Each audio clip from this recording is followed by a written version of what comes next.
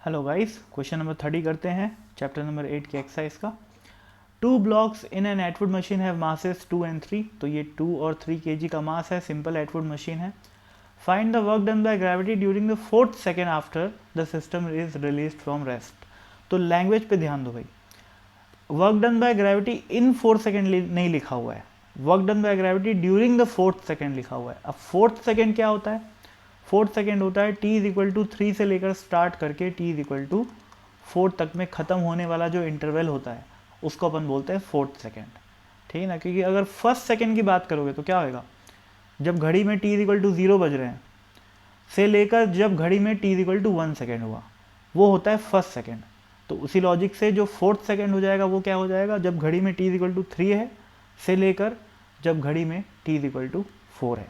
ठीक है, तो t इज इक्वल टू 3 से लेकर t is equal to 4 instants, इन दोनों इंस्टेंट के बीच का जो टाइम इंटरवल है उसको बोलते हैं 4th सेकेंड। ठीक है, अब 4th सेकेंड की डेफिनेशन अपन समझ गए। अब मैं एक्सेलरेशन निकालता हूँ सबसे पहले सिस्टम का। तो सिंपल एटवुड मशीन में एक्सेलरेशन का फॉर्मूला अपने को पता है, ये होता है m1g minus m2g upon m1 plus m2, है ना। तो ये कितना हो जाएगा, 3g minus 2g upon 5 which will be equal to what, g by 5। ठीक है, तो g by 5 metre per second square का एक्सेलरेशन है। g की वैल्यू अपन लास्ट में पुट करेंगे, है ना, for the sake of simplicity in calculations. ठीक है, तो g की वैल्यू अपन लास्ट में पुट करेंगे। अब देखो भाई, t इज इक्वल टू 3 पे, अच्छा उससे भी पहले एक चीज़ मैं आपको सिंपल से बताता हूँ। टेंशन देखो भाई, दोनों ब्लॉक पे ऊपर लग रहा है। ठीक है, टेंशन दोनों ब्लॉक पे इक्वल लग रहा है, मैग्नीट्यूड में भी और डायरेक्शन में भी। लेकिन अगर आप कॉमन सेंस से सोचोगे तो 3 kg वाला अगर s डिस्प्लेसमेंट करेगा नीचे की तरफ, तो 2 kg वाला s डिस्प्लेसमेंट ऊपर की तरफ करेगा। तो work done by tension 3 kg पे नेगेटिव आएगा और 2 kg पे पॉजिटिव आएगा और मैग्नीट्यूड वाइज बराबर आएगा। ठीक है ना भाई, तो total work done by tension क्या हो जाएगा, 3 into s with a negative sign plus 3 into s with a positive sign. ठीक है ना, तो ये क्या आ गया, 0 आ गया। यानी कि टेंशन का वर्क इक्वल एंड अपोजिट है, अपोजिट नहीं, इक्वल और साइन में अपोजिट है। ठीक है ना, 3 kg पे नेगेटिव वर्क करेगा और 2 kg पे पॉजिटिव वर्क करेगा और टोटल वर्क क्या करेगा, 0 करेगा। इसका मतलब अगर मैं एक ऐसे सिस्टम की बात कर रहा हूँ जिसमें मैं 2 kg और 3 kg को शामिल कर रहा हूँ, ठीक है, फिर से बोल रहा हूँ मैं, एक ऐसा सिस्टम जिसमें 2 kg और 3 kg है, उस सिस्टम पे work done by tension is always 0। ठीक है, तो मैं ऐसा बोल सकता हूँ कि अगर मैं वर्क एनर्जी थ्योरम लगाता हूँ तो वर्क एनर्जी थ्योरम क्या बोलता है भाई, work done by all is equal to delta K. अब यहाँ पर टेंशन का तो वर्क है नहीं, टेंशन का तो वर्क 0 है, तो एकमात्र फोर्स जिसका वर्क है वो कौन है, ग्रेविटी। ठीक है ना, ग्रेविटी का वर्क अलग अलग आएगा, ध्यान रखना, क्योंकि ग्रेविटी की वैल्यू सेम नहीं है। इस पर 3g फोर्स लगेगा और इस पर 2g फोर्स लगेगा, तो ग्रेविटी की वर्क 0 नहीं आएगा। भले ही एक पे पॉजिटिव एक पे नेगेटिव आएगा लेकिन 0 नहीं आएगा। ठीक है ना, इनफैक्ट पॉजिटिव ही आएगा। क्यों पॉजिटिव आएगा, क्योंकि थोड़ी देर बाद इन दोनों की कुछ ना कुछ वेलोसिटी होगी, एक की ऊपर एक की नीचे। ठीक है, पर काइनेटिक एनर्जी को वेलोसिटी की डायरेक्शन से मतलब नहीं होता। काइनेटिक एनर्जी क्या होती है, हाफ mv²। तो चाहे ऊपर जाओ चाहे नीचे जाओ, दोनों ब्लॉक की काइनेटिक एनर्जी थोड़ी देर बाद क्या हो जाने वाली है, पॉजिटिव होने वाली है। तो work done by gravity is always positive. ठीक है ना भाई, इस बात का आपको ध्यान रखना है। इस पर्टिकुलर केस में वर्क डन बाय ग्रेविटी कैसी आएगी, पॉजिटिव ही आएगी। वो आपको कैलकुलेशन में समझ में भी आ जाएगा धीरे धीरे। तो आगे बढ़ते हुए मेरे को क्या निकालना है, वर्क डन बाय ग्रेविटी ही निकालनी है। ठीक है, तो वर्क डन बाय ग्रेविटी निकालने के लिए मेरे को क्या करना पड़ेगा, डेल्टा के निकालना पड़ेगा। कब से कब तक, t इज इक्वल टू 3 से लेकर t is equal to 4th second के बीच में। ठीक है, तो निकालते हैं। देखो भाई, सबसे पहले मैं किसी एक ब्लॉक की बात करता हूँ, लेट से इस ब्लॉक की। ठीक है, 3 kg वाले ब्लॉक की। 3 सेकेंड पे, t is equal to 3 second पे इसकी जो वेलोसिटी होगी वो कितनी होगी, u प्लस 80। u तो 0 है ना, तो ये हो जाएगा 0 प्लस 80। a कितना है, g बाय 5 है, ये है ना भाई। एक्सेलरेशन अपन निकाल चुके हैं g बाय 5, तो v is equal to g by 5 into time यानी कि 3। तो ये कितना आ गया, 3g बाय 5।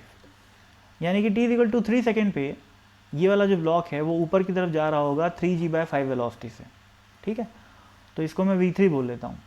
और t=4 सेकेंड पे, t=4 सेकेंड पे जो वेलोसिटी होगी वो कितनी होगी, अगेन 0 + 80 यानी कि g/5 × 4, तो ये आ गया 4g/5, ठीक है।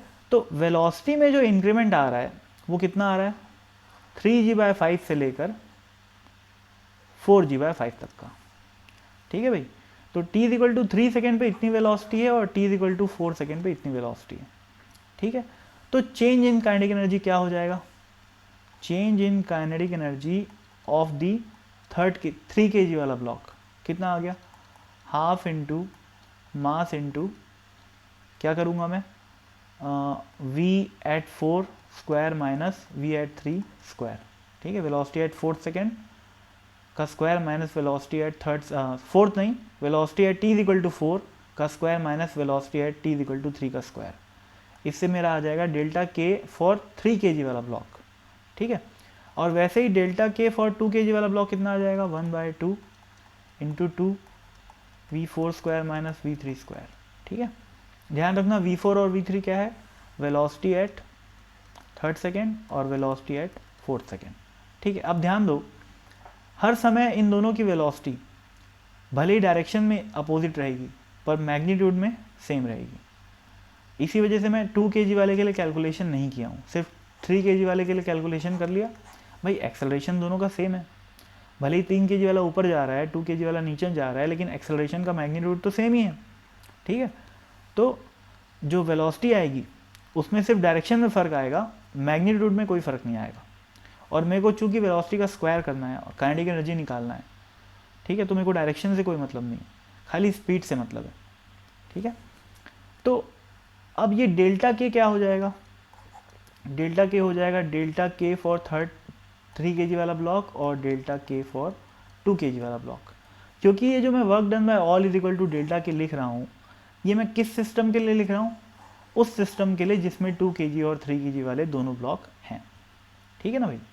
तो अपने क्वेश्चन का आंसर, क्वेश्चन देखो क्या पूछा है, find the work done by gravity during the 4th second after the system is release from the rest, ठीक है ना भाई। तो वर्क डन बाय ग्रेविटी क्या हो जाएगा, डेल्टा के विच इज इतना। तो इन दोनों को ऐड करना है भाई, कर लेते हैं, है ना। तो इस डायग्राम को मिटा देते हैं, 4g/5 और 3g/5 को याद रखना। डेल्टा के नेट क्या हो जाएगा, इन दोनों को ऐड करोगे तो 1/2 × 3 × v4 का स्क्वायर यानी कि 4g/5 का स्क्वायर माइनस 3g/5 का स्क्वायर, ठीक है, प्लस 1/2 × 2 इंटू अगेन वही चीज़ है ना, 4g/5 का स्क्वायर माइनस 3g/5 का स्क्वायर, ठीक है। इसमें से देखो ये हो गया 3/2 इंटू यहाँ नीचे आ जाएगा 25, है ना भाई, 5 का स्क्वायर है तो 25 आ गया। और ऊपर देखो 16g² माइनस 9g² बनेगा तो क्या हो जाएगा, 7g², ठीक है, प्लस 1/2 इंटू अगेन यहाँ पर भी वही बनेगा 7g²/25, 7g²/25। तो इसमें से अपन इन दोनों मतलब 7g²/25 को बाहर निकाल लेते हैं और कॉमन मतलब अंदर क्या क्या बच जाएगा, 3/2 + 1/2 यानी कि 2, ठीक है। तो ये क्या बन गया भाई, 14g²/25 जूल्स, ठीक है, जूल्स में आएगा आंसर। तो इसको अपन कैलकुलेटर से सॉल्व कर लेते हैं। 14 × 9.8 का स्क्वायर डिवाइडेड बाय 25, कुछ कैलकुलेशन में गड़बड़ी हुई I think.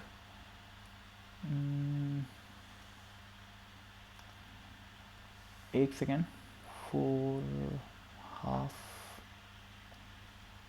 Half mv², half mv², okay ये गड़बड़ी हो गई, ये 2 है भाई, ये 2/2 यानी कि 1 हो जाएगा ये, है ना। तो 3/2 + 1 यानी कि 2.5 हो जाएगा, है ना भाई। 3/2 कितना हो गया, 1.5 हो गया, प्लस 1 कितना हो गया, 2.5। तो यहाँ पर 14 नहीं आएगा, यहाँ पर क्या आएगा, यहाँ पर आ जाएगा 2.5 इंटू 7। ठीक है, तो थोड़ी सी गड़बड़ी हो गई, मैं माफ़ी चाहता हूँ उसके लिए।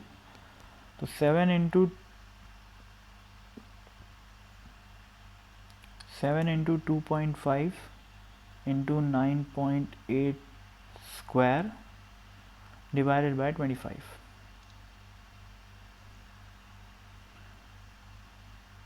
तो इसका आंसर आ जाएगा 67.228, जिसको अप्रॉक्सीमेटली आंसर शीट में क्या दे रखा है, 67 जूल्स दे रखा है। ठीक है, मतलब आंसर वाले जो सेक्शन है एससी वर्मा में, उसमें उसका आंसर 67 जूल्स दे रखा है, वो अप्रॉक्सीमेट करके दिया है। ठीक है, तो वो कोई खास बात नहीं है ना। ग्रेविटी की वैल्यू मैं आखिरी में इसलिए पुट किया हूँ ताकि कैलकुलेशन थोड़ी सिंप्लीफाई हो जाए, है ना।